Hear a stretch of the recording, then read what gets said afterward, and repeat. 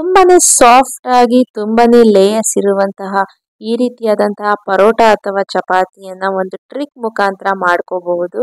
ಯಾವ ರೀತಿಯಾಗಿ ಮಾಡಬೇಕು ಅಂತ ಹೇಳ್ಕೊಡ್ತೀನಿ. ನೋಡ್ತಾ ಇರ್ಬೋದು ಎಷ್ಟು ಲೇಯರ್ಸ್ ಬಂದಿದೆ ಅಂತ. ಬಹಳನೇ ಸಾಫ್ಟ್ ಆಗಿರುತ್ತೆ, ಬಾಯಲ್ಲಿಟ್ರೆ ಕರಗುತ್ತೆ ಅಷ್ಟು ಚೆನ್ನಾಗಿರುತ್ತೆ. ಅದಲ್ಲದೆ ನೋಡ್ತಾ ಇರ್ಬೋದು ಎಷ್ಟು ಉಬ್ಬಿ ಬರ್ತಾ ಇದೆ ಅಂತ. ಬನ್ನಿ ನೋಡೋಣ ಯಾವ ರೀತಿಯಾಗಿ ಮಾಡೋದು ಅಂತ.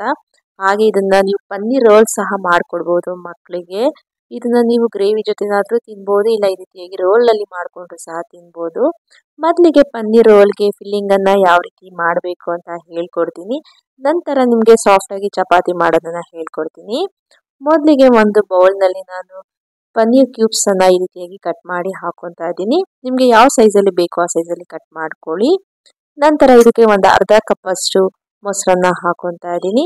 ಹಾಗೆ ಸಣ್ಣಗೆ ಕಟ್ ಮಾಡ್ಕೊಂಡಿರುವಂತಹ ಕ್ಯಾಪ್ಸಿಕಮ್, ಹಾಗೆ ತೆಳ್ಳಗೆ ಕಟ್ ಮಾಡ್ಕೊಂಡಿರುವಂತಹ ಈರುಳ್ಳಿ, ಹಾಗೆ 1.5 ಸ್ಪೂನ್ ಅಷ್ಟು ಖಾರದ ಪುಡಿ, 1 ಸ್ಪೂನ್ ಅಷ್ಟು ಧನಿಯಾ ಪುಡಿ, ಒಂದು ಅರ್ಧ ಸ್ಪೂನ್ ಅಷ್ಟು ಗರಂ ಮಸಾಲ, ರುಚಿಗೆ ತಕ್ಕಷ್ಟು ಉಪ್ಪು, ಅರಿಶಿನ ಹಾಗೂ ಸ್ವಲ್ಪ ಪೆರಿ ಪೆರಿ ಮಸಾಲವನ್ನ ಹಾಕೊಂತಾ ಇದ್ದೀನಿ. ನಂತರ ಸ್ವಲ್ಪ ಕಸೂರಿ ಮೇಥಿಯನ್ನ ಹಾಕೊಂತಾ ಇದ್ದೀನಿ. ಈಗ ಎಲ್ಲವನ್ನ ಸಹ ಒಮ್ಮೆ ಚೆನ್ನಾಗಿ ಮಿಕ್ಸ್ ಮಾಡ್ಕೊಳ್ಳಿ. ನಾನು ಇಲ್ಲಿ ಪನ್ನೀರ್ ಕ್ಯೂಬ್ಸ್ ಅನ್ನ 100 ಗ್ರಾಮ್ ತಗೊಂಡಿದ್ದೀನಿ. ಹಾಗೆ ಅದಕ್ಕೆ ಅರ್ಧ ಕಪ್ ಅಷ್ಟು ಮೊಸರನ್ನ ಆಡ್ ಮಾಡ್ಕೊಂಡಿದ್ದೀನಿ. ಈಗ ಒಮ್ಮೆ ಚೆನ್ನಾಗಿ ಮಿಕ್ಸ್ ಮಾಡ್ಕೊಳ್ಳಿ. ಈಗ ಇದನ್ನ ಟೈಮ್ ಇದ್ರೆ ಮ್ಯಾರಿನೇಟ್ ಮಾಡ್ಕೋಬಹುದು, ಇಲ್ಲ ನೀವು ಬೇಗ ಮಾಡ್ಕೋಬೇಕಂದ್ರೆ ಇಮಿಡಿಯೇಟ್ ಆಗು ಸಹ ಮಾಡ್ಕೋಬಹುದು. ಈಗ ಒಂದು ಪ್ಯಾನ್ ಅನ್ನ ಬಿಸಿ ಮಾಡಕ್ಕಿಟ್ಟು ಇದರಲ್ಲಿ ಒಂದು 2 ಸ್ಪೂನ್ ಅಷ್ಟು ಎಣ್ಣೆಯನ್ನು ಹಾಕಿ ನಾವು ಈಗಾಗಲೇ ಮಿಕ್ಸ್ ಮಾಡ್ಕೊಂಡಿರುವಂತಹ ಎಲ್ಲ ಮಿಶ್ರಣನ ಇದರಲ್ಲಿ ಹಾಕೋಬೇಕಾಗುತ್ತೆ. ಪನ್ನೀರ್ ಮಿಶ್ರಣನ ಹಾಕೊಂಡು ಒಮ್ಮೆ ಚೆನ್ನಾಗಿ ಫ್ರೈ ಮಾಡ್ಕೊಳ್ಳಿ. ತುಂಬಾನೇ ಟೇಸ್ಟಿಯಾಗಿರುತ್ತೆ. ಮತ್ತೆ ಯಾರ್ಯಾರು ವೆಯ್ಟ್ ಲಾಸ್ ಮಾಡ್ತೀರಾ ಅಂದ್ಕೊಂತೀರಲ್ಲ ಅವ್ರಿಗೂ ಸಹ ಬಹಳನೇ ಉಪಯುಕ್ತ ಅಂತಾನೆ ಹೇಳ್ಬೋದು. ನಿಮ್ಗೆ ಏನಾದರೂ ಮಕ್ಕಳು ಪನ್ನೀರ್ ರೋಲ್ ಕೇಳಿದ ತಕ್ಷಣ ಇಮಿಡಿಯೇಟ್ ಆಗಿ ಮಾಡ್ಕೊಡ್ಬೋದು. ತುಂಬಾನೇ ಸುಲಭವಾಗಿ ಮಾಡ್ಕೊಡ್ಬೋದು. ಅದಲ್ಲದೆ ಇದು ನೀವು ಮಕ್ಕಳಿಗೆ ಲಂಚ್ ಬಾಕ್ಸ್ಗೂ ಸಹ ಮಾಡ್ಕೊಳ್ಳಿ, ಬಹಳನೇ ಹೆಲ್ತಿ ಅಂತಾನೆ ಹೇಳ್ಬೋದು. ಈಗ ನೋಡ್ರಿ ಫಿಲ್ಲಿಂಗ್ ರೆಡಿ ಆಗಿದೆ. ಈಗ ಬನ್ನಿ ನೋಡೋಣ ಸಾಫ್ಟ್ ಆಗಿ ಚಪಾತಿಯನ್ನ ಯಾವ ಟ್ರಿಕ್ ಮುಖಾಂತರ ಮಾಡಬೇಕು ಅಂತ. ಮೊದಲಿಗೆ ಒಂದು ಬೇಸನ್ನಲ್ಲಿ ಗೋಧಿ ಹಿಟ್ಟನ್ನ ಹಾಕೊಂತಾ ಇದ್ದೀನಿ 1 ಕಪ್ ಅಷ್ಟು, ಹಾಗೆ 1 ಕಪ್ ಅಷ್ಟು ಮೈದಾ ಹಿಟ್ಟನ್ನ ಹಾಕೊಂತಾ ಇದ್ದೀನಿ. ನಂತರ ಒಂದು ಮಿಕ್ಸಿ ಜಾರಲ್ಲಿ 1 ಕಪ್ ಅಷ್ಟು ಅನ್ನವನ್ನು ಗ್ರೈಂಡ್ ಮಾಡೋದಕ್ಕೆ ಹಾಕೊಂತಾ ಇದ್ದೀನಿ. ನೀವು ಮೊದಲೇ ಅನ್ನ ಮಾಡಿಟ್ಕೊಂಡಿರ್ತೀರಲ್ಲ ಅದನ್ನ ಹಾಕೋಬೇಕಾಗುತ್ತೆ.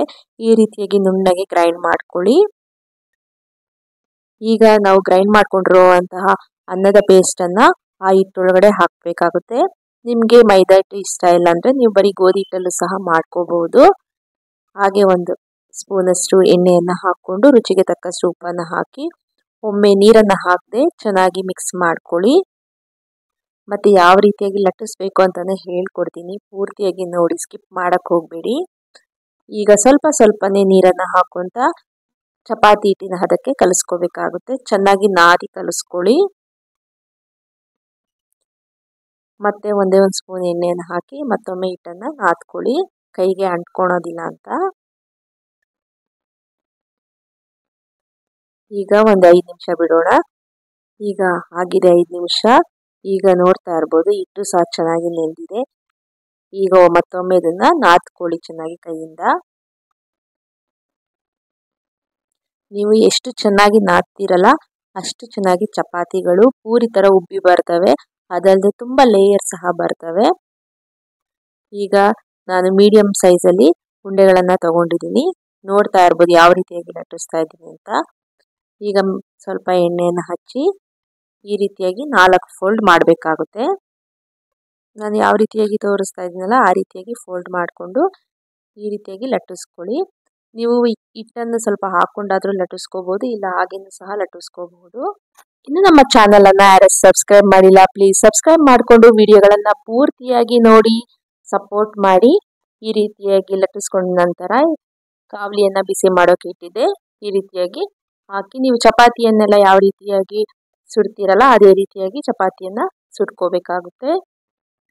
ನೀವು ಒಂದು ಸೈಡು ತಿರುಗಿಸಿದ ನಂತರವಷ್ಟೇ ಎಣ್ಣೆ ಹಾಕೊಳ್ಳಿ. ನೋಡಿ ಎಷ್ಟು ಚೆನ್ನಾಗಿ ಉಬ್ಬಿ ಬರ್ತಾ ಇದೆ ಅಂತ ಚಪಾತಿಗಳೆಲ್ಲ. ಇದೇ ರೀತಿಯಾಗಿ 2 ಸೈಡನ್ನು ಸಹ ಬೇಯಿಸ್ಕೋಬೇಕಾಗುತ್ತೆ ಚಪಾತಿಯನ್ನ. ನೋಡಿ ಎಷ್ಟು ಚೆನ್ನಾಗಿ ಉಬ್ಬಿ ಬಂದಿದೆ ಚಪಾತಿಗಳಂತ. ಮತ್ತೆ ಕಲರು ಸಹ ನೋಡಿ ಎಷ್ಟು ಚೆನ್ನಾಗಿ ಬಂದಿದೆ ಅಂತ.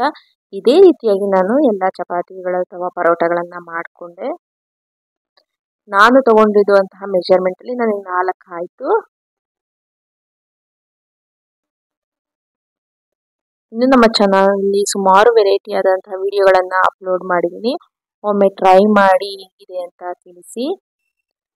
ಈಗ ಮಾಡ್ಕೊಂಡಿರುವಂತಹ ಚಪಾತಿಗಳು ಅಥವಾ ಪರೋಟಾಗೆ ನಾನು ಈಗಾಗಲೇ ಮಾಡಿಟ್ಕೊಂಡಿರುವಂತಹ ಫಿಲ್ಲಿಂಗ್ ಅನ್ನ ಹಾಕ್ತಾ ಇದ್ದೀನಿ.